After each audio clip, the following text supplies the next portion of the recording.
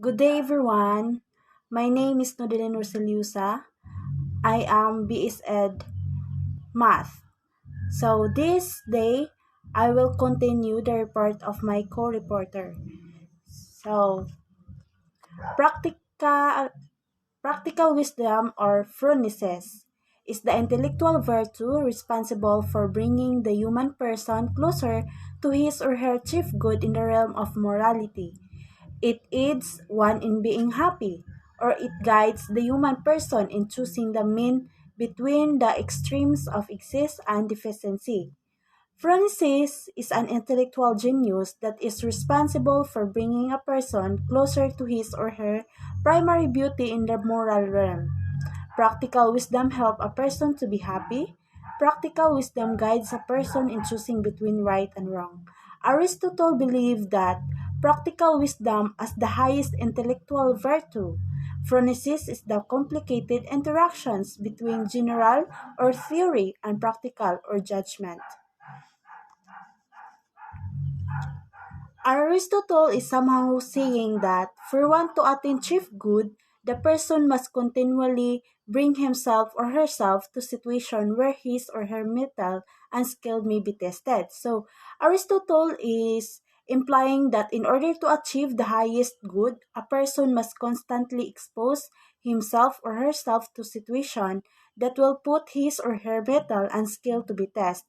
Aristotle argues that everything has a purpose or goal and that the purpose is always to attain some good. The chief good for humanity is that the purpose for which all human action is performed. Aristotle believes that the chief good for humans is eudaimonia, often translated as happiness. So, there are principles, virtues, and vices. So, this one. So, the principal virtues and vices. So, there is a mean or virtue, and there is excess or vice, and deficiency and vices. So, sa mean, na courage. So, it means mental or moral strength to virtue or persevere and withstand danger, fear, or difficulty. Ang exist niya rashness. So, it means in a rash manner. Ang deficiency, cowardice. So, lack of courage or firmness of purpose. So, second, moderation. Sa mean, ang virtue niya, moderation. So, it means calm or temperate. Ang exist, self-indulgence, excessive or unrestrained gratification of one's own appetites, desires, or whims.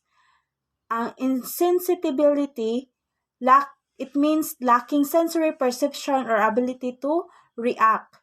And the third mean is liberality, the quality or state of being liberal. And exists prodigality. Prodigality, so it means yielding abundantly. Yielding abundantly. And the deficiency, meanness, is to have in the mind as a purpose. So, and the fourth is the magnificence. It means the quality or state of being magnificent. And the exist is vulgarity. It means that the quality or state of being vulgar. And the deficiency, it means inferior or trashy. And the five mean is proper pride. Means a reasonable and justifiable feeling of being worthwhile or self-respect. And exists vanity, so inflated pride in oneself or one appearance or conceit. Ang smallness of soul, sa deficiency, It means claiming less than one is worth. And the next mean is the proper ambition. Proper ambition means strong desire for advancement. And the ambitiousness for exists, eagerly desirous of achieving or obtaining success, power, wealth, a specific goal, or etc. And the lack of ambition it means have sa deficiency. It means having little desire for success or achievement. So next mean is or virtue good temper. It means it's not easily angered or upset. And the exist for good temper is irascibility. It means marked by hot temper and easily provoked anger. And the deficiency of good temper is lack of spirit. So it means lacking energy or enthusiasm. So next mean is truthfulness. Truthfulness, it means the fact of being true or truth. And the exist of truthfulness is boastfulness. It means given to or marked by boasting. And the deficiency of truthfulness is self-depreciation. It means it's not just telling yourself you are awful. And next is wittiness. It means the quality or condition is being amusingly clever. And the exist of wittiness is buffoonery, behavior that is ridiculous but amusing. And the deficiency for wittiness is boorishness, rudeness of manner due to insensitiveness to others' feelings and unwillingness to be agreeable. And the next mean is friendliness. It means the quality of being friendly or affability. And the exist for friendliness is obsequiousness. It means obedience or attentive to an excessive or servile degree. And the deficiency for friendliness is shoreliness, a disposition to exhibit controlled anger. And the next mean is modesty. It means the quality of being too proud or confident about yourself or your abilities. And the exist of modesty is bashfulness. It means socially shy.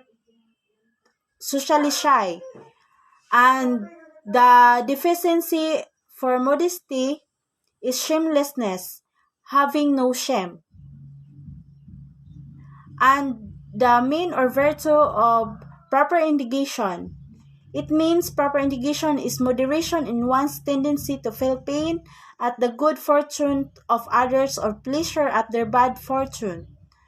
So, the excess of proper indication is envy. It means to feel unhappiness over the good fortune or someone and desire the same good fortune. And the deficiency of proper indication is malice. It means the intention or desire to do evil. And this is the principal virtues and vices. So, only a virtuous person can perform truly virtuous action because he or she is initially predisposed toward action. So, it means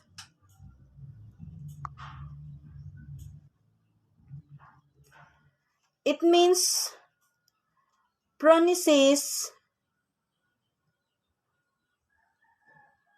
has no authority over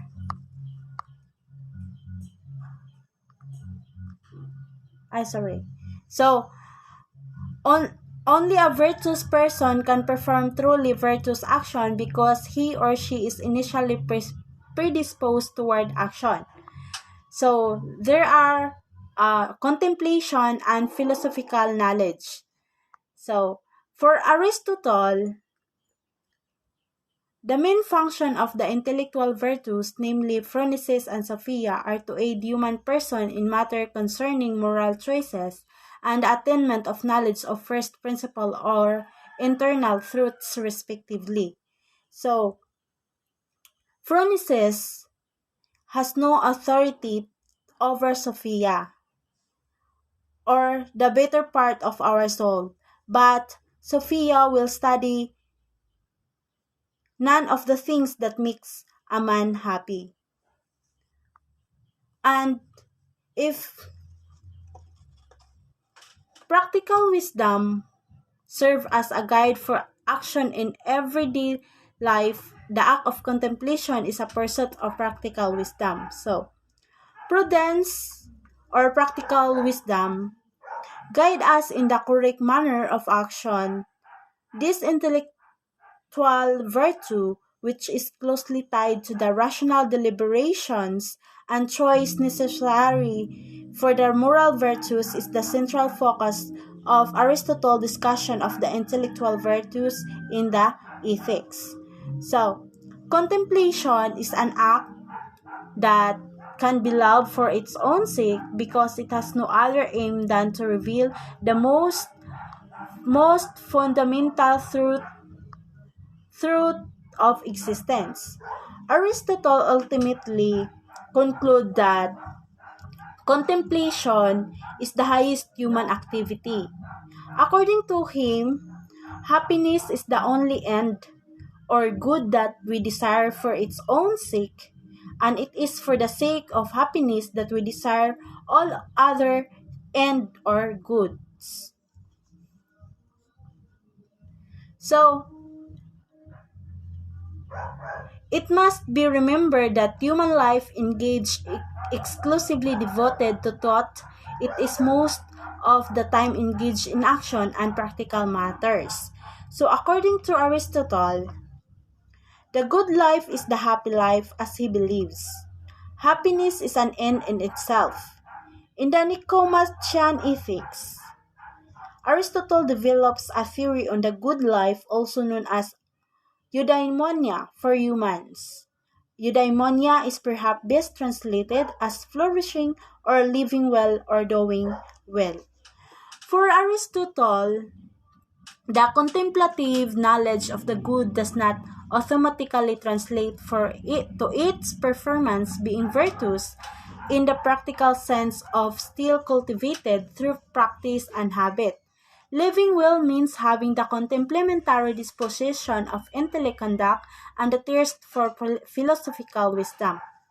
Aristotle considers the morality is not merely of knowing the good but actually doing or practicing the good habitually. We become what we are by what we do, and not merely but what we know. For him, we can only fully actualize our potential as human beings once we understand what being human essentially aims to, and to do the necessary things to fulfill our function is the most excellent way possible. And thank you for listening. Don't hesitate to ask any questions. So thank you. God bless. Bye-bye.